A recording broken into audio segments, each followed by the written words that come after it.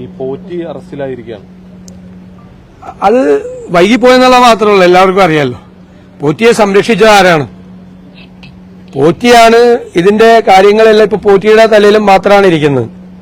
പോറ്റി ഇത് ചെയ്തു എന്നും അതിന് ഉത്തരവാദികളായ രാഷ്ട്രീയ നേതാക്കളും ബോർഡ് നേതാക്കളും ഒക്കെ ഉണ്ടെന്ന് എല്ലാവർക്കും അറിയാലോ. ഇത് മൂടിവെക്കുകയായിരുന്നു.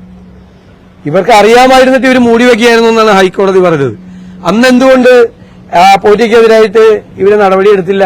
പോറ്റി കുടുങ്ങിയാൽ ഇവരും കുടുങ്ങുമെന്ന് ഇവർക്ക് അറിയായിരുന്നു. പോറ്റി കുടുങ്ങിയാൽ ഇവരും കൊടുക്കും. ഞാൻ നിങ്ങൾക്ക് തെളിവ് തരാം. കടകംപള്ളി സുരേന്ദ്രൻ ഒരു ചടങ്ങിൽ വെച്ച് ഈ പോറ്റിയെ പ്രകീർത്തിച്ച് പ്രസംഗിക്കുകയാണ്. ഒരു വീട് വെച്ചു കൊടുത്തോളൂ ദേവസ്വം ബോർഡിന്റെ ഒരു പദ്ധതിയിൽ. അതിന് തെളിവുകൾ ഞാൻ തരാം, എന്റെ കയ്യിലുണ്ട് തെളിവുകൾ. എന്നിട്ട് പോറ്റിയും വേറെ രണ്ടുപേരും കൂടിയാണ് വെച്ചിരിക്കുന്നത്. ഇവർ വലിയ ബിസിനസ് നടത്തുന്ന അയ്യപ്പ ഭക്തരാണ്, വലിയ ബിസിനസ്സുകാരാണ്. ഇവരുടെ 4ാമത്തെ പാർട്ട്ണർ സ്വാമി അയ്യപ്പനാണ്. അവിടെ നിന്ന് കിട്ടുന്ന പണം ഉപയോഗിച്ചിട്ടാണ് ഇവർ ഈ സേവന പ്രവർത്തനങ്ങൾ നടത്തുന്നത്. ഇത്ര വലിയൊരു അയ്യപ്പ ഭക്തരെ ഞാൻ കണ്ടിട്ടില്ല. ഇവരൊക്കെ തമ്മിൽ ബന്ധമുണ്ടായിരുന്നു.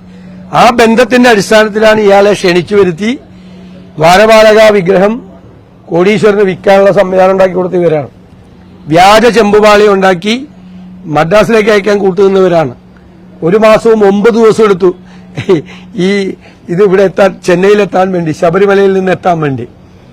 എന്നിട്ട് ഇതെല്ലാം അറിഞ്ഞിട്ടും തിരിച്ചറിഞ്ഞിട്ടും ഈ പോറ്റിയെ സംരക്ഷിക്കാൻ വേണ്ടി നിന്ന ആളല്ല. ഇപ്പൊ കോടതി ഇടപെട്ടതുകൊണ്ടും കോടതി നേരിട്ട് SIT സ്പെഷ്യൽ ഇൻവെസ്റ്റിഗേഷൻ ടീമിനെ വെച്ചതുകൊണ്ടും കോടതിക്ക് നേരിട്ട് റിപ്പോർട്ട് ചെയ്യണം എന്ന് പറഞ്ഞതുകൊണ്ടും മാത്രമാണ് പോറ്റി അറസ്റ്റിലായത്. പോറ്റി മാത്രമല്ല, യഥാർത്ഥത്തിൽ ശരിയായി കൃത്യമായി കേസ് അന്വേഷിച്ചാൽ ഇവരൊക്കെ പെടും. ഇതിനകത്ത് ഇവരെല്ലാം പെടും. ഇപ്പൊ ദേവസ്വം ബോർഡ് മുഴുവൻ പ്രതിയായില്ലേ? അന്നത്തെ ദേവസ്വം ബോർഡ് പ്രസിഡന്റ് അടക്കം ദേവസ്വം ബോർഡ് മുഴുവൻ പ്രതിയായില്ലേ? അന്നത്തെ ദേവസ്വം മന്ത്രിയും പ്രതിയാവും പോലീസ് ശരിയായിട്ട് അന്വേഷിച്ചു.